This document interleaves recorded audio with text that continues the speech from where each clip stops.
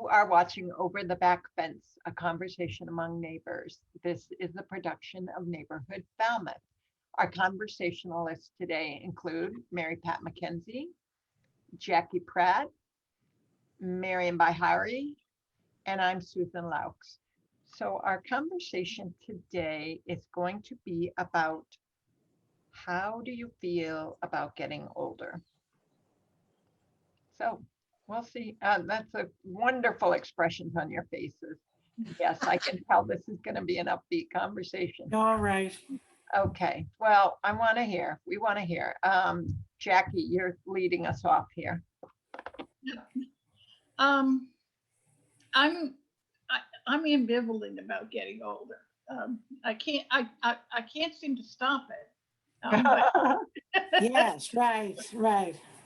But so I just there's always something new that's happening, and it's like I'm really tired of this. but unfortunately, there's just no way. There's no way to stick your finger in the dike. Unfortunately, I wish I had my granddaughter has the evil dolphin laugh that she can do. I'd like to do that now, but I don't know how she does it. But I think that I don't like the physical part of getting older. I don't like not being as able to do things as I used to be. And I and like I said, every day brings joy, and every day brings a new thing that I've got to deal with. I had occasion to I had some serious medical stuff going on, and I had some pain medication, and then I haven't taken any pain medication for about 10 years. I had occasion to take it again, and it was a slightly different medication than I'd taken 10 years ago, but it was something I'd had in my past, and I'd never had any problems. I took it, and I called my daughter and I said, I can think of the right word, but I can't. I know there is a right word, but I can't remember it, and I can't say it, and I don't know. And I said, and I'm seeing things out the side of my eye. And she said, Oh dear. Yeah. Well, she's a nurse NP, and she said, Mom, what are you taking? And I said, I told her what it was, and she said, well, they shouldn't be giving that to an older person. They're because it has side effects. And I thought, oh no, here we go again with the old stuff. And she said, what you do is go take a nap, go sleep it off, and then don't take any more of it. I patted you on the hand. Just take a nap. Yeah, go take a nap. And she said, don't try to talk to people. Kind of don't. And I thought, she's talking to me like she talked to an old person.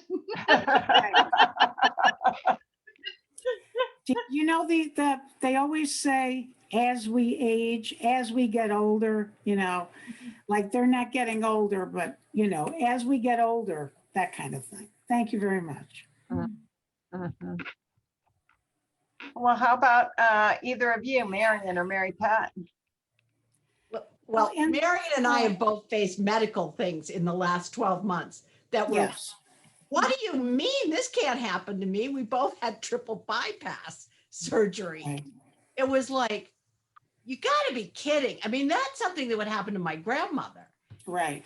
And it was 6 months apart. And, when she had hers, I thought, oh, that's really, I felt badly. And then it happened to me. And I went, how did that happen? So it's very strange. And on one hand, it's like things in our life haven't changed in the sense that both Donald and I still have our mothers. And so I think that makes a difference that, and we have aunts and uncles who still, irritate us. So it's really, some things haven't changed and some things have changed dramatically. And there's there's no way to stop the aging process. I would like to be able to fit into clothes that I don't fit into anymore. But other than that, I mean, you know, I look around and I think, you know,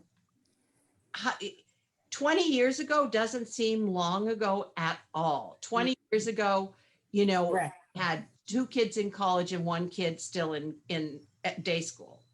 And now I think, oh my God, if that the next 20 years goes as fast as that 20 years did, well, I'll either be 6 foot under. Well, actually, I'll be in the Bredor Lakes in ashes feeding fish, or my daughter is going to have to be, or one of my sons doing stuff for me because I'll be not. Right. And so that's shocking because it doesn't feel like very long ago. We moved to New Jersey 22 years ago. And that just seems like it was yesterday that we left the Cape and went to New Jersey. So that's where I see things like, it's like when you're a little kid and it's, oh, 2 weeks to Christmas feels like it's half of your life. And Right. all of a sudden it's like, oh, that was only a second ago. So Yeah. I find that really hard to deal with. Right. Yeah. Yeah. Which, as my husband said, if you gave up smoked salmon and calamari, you might not have so much trouble. Thank you. Thank you for those words of advice. Right. Marianne. Well, as Mary Pat said, we both had open heart surgery, and we both are doing really well. What has really gotten me depressed and upset in the last 3 weeks, I have heard about 3 people having dementia and having to leave their homes and go into a facility. And it just does something when you hear this. And these are vibrant people who had very vibrant lives, and all of a sudden they can't stay at home anymore.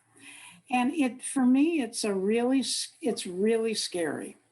And it's one thing if you have a different kind of an illness, but when you have issues with your brain, and you can't remember anything, and you have to go live somewhere else, you know, that hits me more than anything else. And there's nothing we can do about it. I had hoped at some point, you know, they would come up with they've come out with some medication now. I don't know if that's actually going to work or not. But it really hit me with 3 people within 3 weeks that have had to leave their homes. So that's something that really bothers me, and it depresses me, and I worry about it. So that's one of the pieces of getting older that I wish wasn't in our, you know, constant future. But and my mother lived to be 101, and she ended up going to an assisted living nursing home when she was 96. And she was having problems seeing and whatever. But clearly there was a real downturn, and it was very hard to watch. So, Yeah. so those are my feelings about that. So now I really feel depressed. Anyway, those are my thoughts on aging. Well, Just take a nap and Take a nap, and when I get up, okay, I'll do that. yeah, you'll feel better, honey. Right. We'll pat you on the behind. Just go take a little nap. Right. Love naps. I don't know why. Yeah. Tell know, me. I'm feeling very similarly. I'm the youngest of this group, but you know, I'm definitely watching. You know, I may have to go see the doctor because lately my word recall is just atrocious. I mean, and there, you know, I want to say avocado or artichoke, and I know it starts with A, and I'm like, which is it? And I'm like, why is this a problem? But it's just, and you know, certain people's names. Mostly, we do this at television at night. Like, what's that, about people on Right, television and right. stuff, which, it's that if I lose that whole chunk of my memory, that's fine, who starred in what, when, um, and I agree with you, Jackie. It's like the physical stuff. That's kind of throwing me off a bit. It's like I wake up like this morning, I was super creaky and I thought,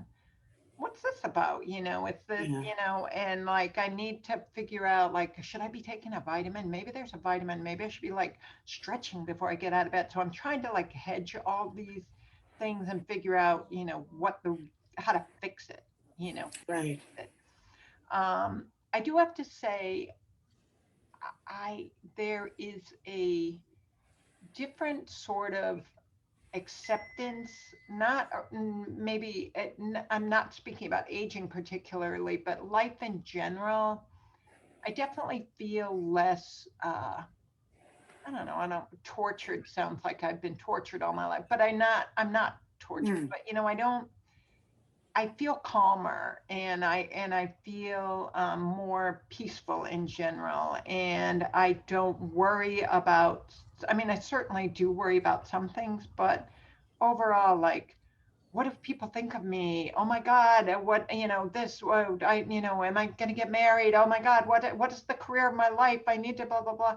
All those things, Right. feel quieter. And that, I do feel like that is a benefit of getting older, of not worrying so much in that regard. Right. Um, trying to figure out, I'm looking at, what would retirement look like? What would, sort of the last 20 or 25 or if I'm lucky, 30 years look like? Um, and that's where the big question mark is, right? Because you could get hit by Yeah. a bus. That's one thing. And, just be taken out completely. And in a way, Right. let's do that one instead of you have some terrible thing and you're bedridden or you've lost your mind or something and you spend Right. 10 or 20 years doing that. That's just Right. some awful kind of thought. And, that's, yeah, yeah. I just want to say, responding what you're saying, on a Friday, I was grocery shopping, and on Tuesday, I was in the hospital, and Wednesday, I was having open heart surgery. Mm. It was like, 1, 2, 3, it happened. Whiplash. Exactly. Yes. Yeah. And unless you've had it, you don't understand, but how did that happen? I mean, it's hard to grasp your head around it when it goes 1, 2, 3 like that. When I had shoulder surgery a couple of years ago, I knew when I was going to have it. I, knew 4 months in advance. I thought about it. By the time I got to the hospital, it was planned. When something like this comes about, when it's not planned, it really does something to you. It makes you think a lot more than, oh, I'm just going grocery shopping. Well, no, I'm having open heart surgery tomorrow. Yeah. So I would agree with that. yeah, The same thing happened to me. I wasn't Right. expecting it.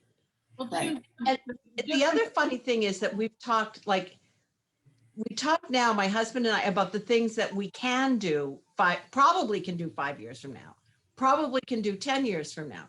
So in terms of like going on a trip or, like doing things, it's like, well, what do we set aside time for right now? right. We might not be able to do that in 10 years. That's kind of prioritized. What were you going to say, Jackie? I was going to say, I had something very similar happen, as Marion and Mary Pat did, that where I had planned surgery that was successful, and all of a sudden there was the MRSA, and then there was this whole nightmare that happened, and the elevator hit the bottom floor. It was like, oh. And so I feel like sometimes I feel like I'm rebuilding from that and trying to figure out what's, and I know it, there are certain impacts. Like I had soft tissue stuff and bruising, and I can remember having that kind of stuff before, and I just snap right back. And now it's hard to move. I don't feel like I have as much strength, and it's just everything changes. Right. I think, I have this weird thing, and I don't know if anybody else has this, but since I've had grandchildren, I feel like, oh, it's kind of like my immortality's there, is there in those diapers, but I, I get much more upset about processes and governments and things around us and global warming, and because it's like those babies, I've got to do something. Now I know I will admit that I was the busiest telephoner you've ever seen before the elections because I felt that's something I can do. I can make telephone calls, and I made telephone calls for two gentlemen in Georgia who are now in the Senate, and I take credit for their election. Well, and that's where, older people are invaluable in things like this. Correct. To make phone calls, to do volunteering, to do, in Neighborhood Falmouth, our volunteer base is primarily retirees. And without the workforce of retirees, we would be no place, and a whole lot of other places would be no Are the place. same. So Exactly. there is a great power and a great strength in the work of older people. I think because things have changed, that's gotten better for older people. In other words, 40 years ago, a lot of women were home. They didn't, so 40-year-olds did the volunteer work. They did the stuff in the churches and the volunteer groups and all of that. But that's changed. They're home, though that age group's no longer home with little kids. They're working and dealing with little kids after school. So they don't have the time to do what we all did when we were younger. And I think that keeps all of us busier and able to stay connected better because, we're the base that's available. And that didn't used to be the case. I remember my grandmothers stopping. They volunteered, did stuff in church or did, various things. But by the time they were 70 or 75, they felt that was no longer their thing. That's not true here. We have volunteers in Neighborhood Falmouth who are 90. It's a useful way to age is to volunteer. And people at the age of 80, 30 years ago are nothing like the people at 80 now. Yeah. Right. We are much healthier. Much healthier, much more vibrant. Yeah. Much 80 more is the new active. 60. Exactly. Exactly. Exactly. I just hope 90 is just the new 65. Get that. And then where does it all stop? But anyway, Yeah, as well, long as we know where it stops. Thank you very much. well, but I guess we had that program a few years ago that it was oh my goodness, live fast, die slow, no, something like that, and it was wonderful because the whole premise was stay as healthy as you can. Right. And rather than having this slow decline or this fast decline like people used to, Right. you stay high for a long time and then you kind of coast downward slowly, and then maybe there's some precipitating event that brings things to a close. But anyways, you know what, bringing things to a close, maybe that's the time to do that right now. This has been really fun having these conversations together. and hope you've enjoyed watching Over the Back Fence, a conversation among neighbors. And this is a production of Neighborhood Falmouth. Thank you. Take care. Goodbye.